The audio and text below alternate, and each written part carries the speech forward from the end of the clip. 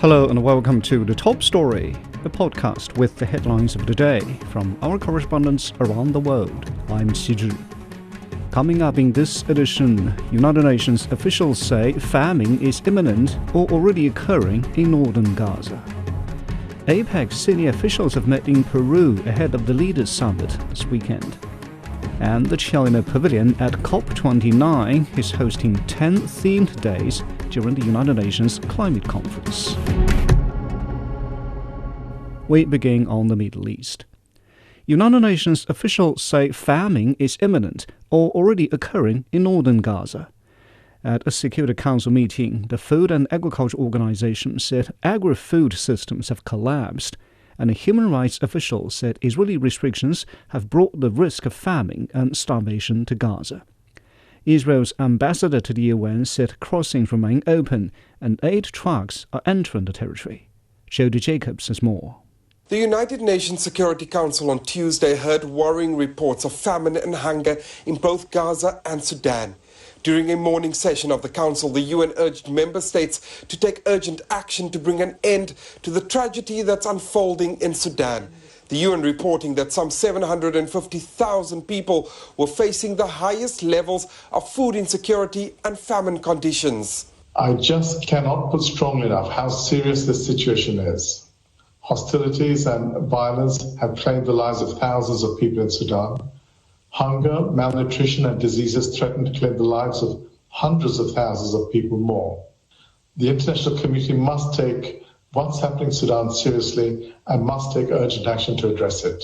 Council members have condemned the ongoing violence. Meanwhile, there's continued concern in Gaza after a panel of international experts issued an alert of the strong likelihood that famine is imminent in areas within the northern Gaza Strip. This prompted another emergency session of the Council, with the UN saying the world is witnessing acts of the gravest international crimes. It says the worst-case scenario is now playing out in the north of Gaza. Since the escalation of this conflict in October 2023, we have briefed this Council on no fewer than 16 occasions. We have condemned the death, destruction, and dehumanization of civilians in Gaza who have been driven from their homes, stripped of their sense of place and dignity, forced to witness their family members killed, burned, and buried alive. The UN says the humanitarian situation in northern Gaza is dire, but Israel insists the panel's food security report is filled with baseless and slanderous claims. Its assessment, following previous ones, which have all been proven incorrect, lacks credibility. Repeated UN calls for a ceasefire appear elusive, with Qatar announcing last week that it would suspend its mediation efforts until the parties show their willingness and seriousness to end the conflict. That was Jody Jacobs at the United Nations headquarters in New York. Turning to South America. Chinese President Xi Jinping has begun his visit to Peru, where he will attend the APEC meetings and pay a state visit. Ahead of the leaders' meeting in Lima, APEC senior officials have met in the Peruvian capital to discuss their vision for the future of the cooperation framework. Alastair Baverstock reports from Lima. Senior APEC officials held a news conference to talk about their agenda ahead of the group's most important event of the year. Declarations will include the right of access to technology for small to medium businesses, the promotion of women in leading industrial roles, and the adoption of digital economy as a movement led by the next generation. These are all pillars of APEC's future vision for 2040. For Peru, which is hosting the APEC forum for a third time, the region has been vital for its growing international trade. Renato Reyes is Peru's APEC minister, charged with leading the event for the host. He recalled a time before his country joined APEC when it exported some $3 billion worth of goods to the Asia-Pacific region. When we joined APEC in 1998, we export to the APEC area approximately 67% of our global trade goes just to the APEC area. this is the way we do business, and we're so happy for that. As APEC events lead up to the leaders' meeting set to begin Friday, the economic opportunities around one of the world's most important economic areas are on full display. That was Alistair Baverstock reporting from Lima. Meanwhile, this year's G20 summit will kick off in Brazil on Monday with the theme Building a Just World and a Sustainable Planet. Leaders from global economic powerhouses across the Americas, Europe, Asia and Africa will gather to discuss and address some of the world's most pressing issues. Wu Lei explains how developed countries and emerging economies will coordinate their responsibilities. The G20, or the Group of 20, is an international bloc formed in 1999 by the world's 20 major countries and economies. Now it includes 7 of the most developed countries, 12 developing countries, and the European Union, with the African Union granted as a permanent member in 2023. Wang Lei from the Chinese Academy of Social Sciences has been a key member of the think tank 20, a vehicle under the G20 framework to promote policy advice to the summit. Wang says global trade and economic data has shown the increasing strength and influence of the global south. According to the recently released IMF report, even for this year and for the coming years, the developing countries' general growth pace will be much higher. Wang says most of these global south countries have rich natural resources and high-quality human resources, but they face serious problems such as social inequality and poverty, and desperately need financing. From 2022 to 2025, the G20 summit is held in Indonesia, India, Brazil, and South Africa. Many experts say the succession of the G20 presidencies held by emerging countries has also contributed to the affirmation of a Global South agenda in the G20.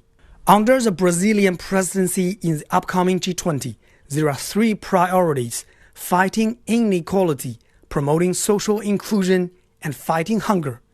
All will involve practical discussions and collaboration among involved countries and organizations. That was Wu Lei on the upcoming G20 summit. In Asia, the China Pavilion at COP29 is hosting 10 themed days during the United Nations Climate Conference in Azerbaijan.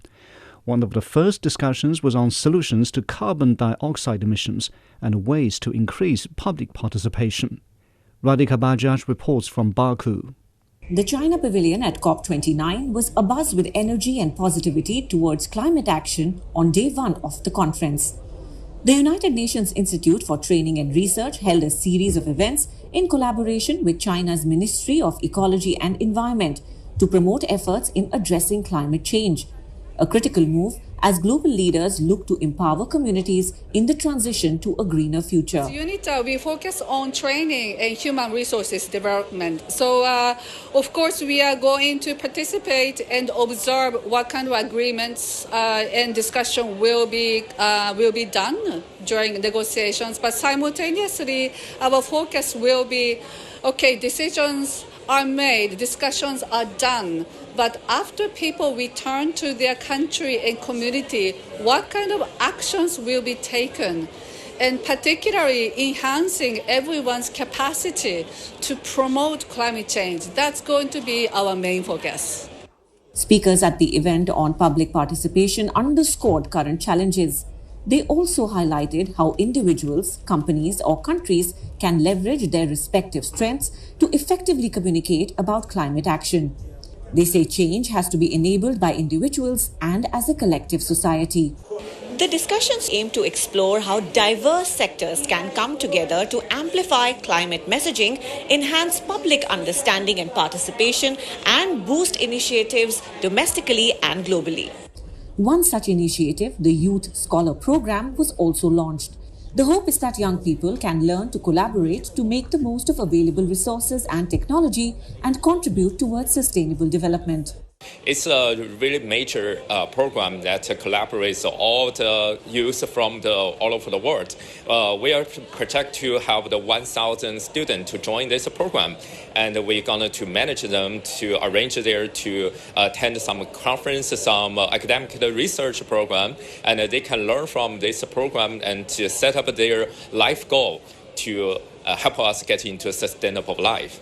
Young students also shared their experiences of climate initiatives, as well as their ideas on how action can lead to real change.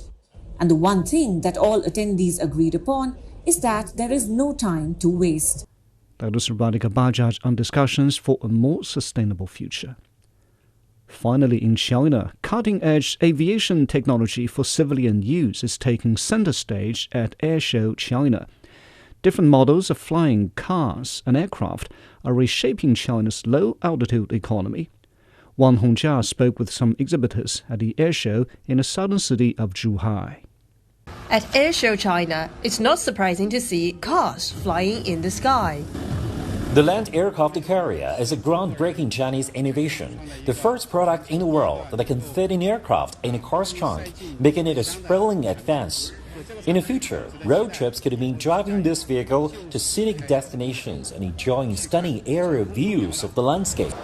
Last year, China's low-altitude economy exceeded 500 billion yuan, or about $71 billion, and projections indicate the market could surpass 1 trillion yuan by 2026. The exhibition marks a potential thrust to the industry. Its major breakthrough is the integration of quantum-secure encryption technology into drones. The Golf 1 introduces an industry-first amphibious design, enabling it to operate seamlessly across 3 modes: ground travel, aerial flight, and efficient air-to-ground docking.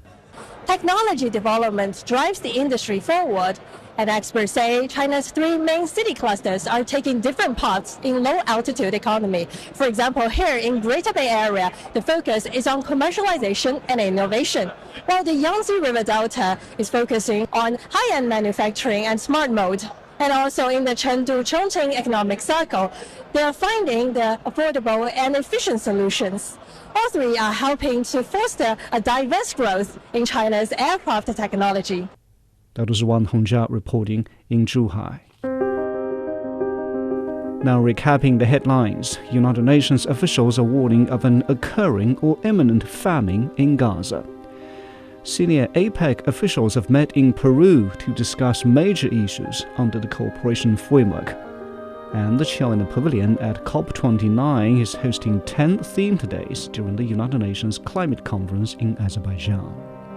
And that's it for this edition of The Top Story, the podcast that brings you world headlines every weekday. For more news in politics, business, sports and culture, you can subscribe to the Beijing Hour, a 1-hour podcast news magazine program. We welcome and appreciate all ratings and reviews. I'm Xi Zhi. Thanks for listening.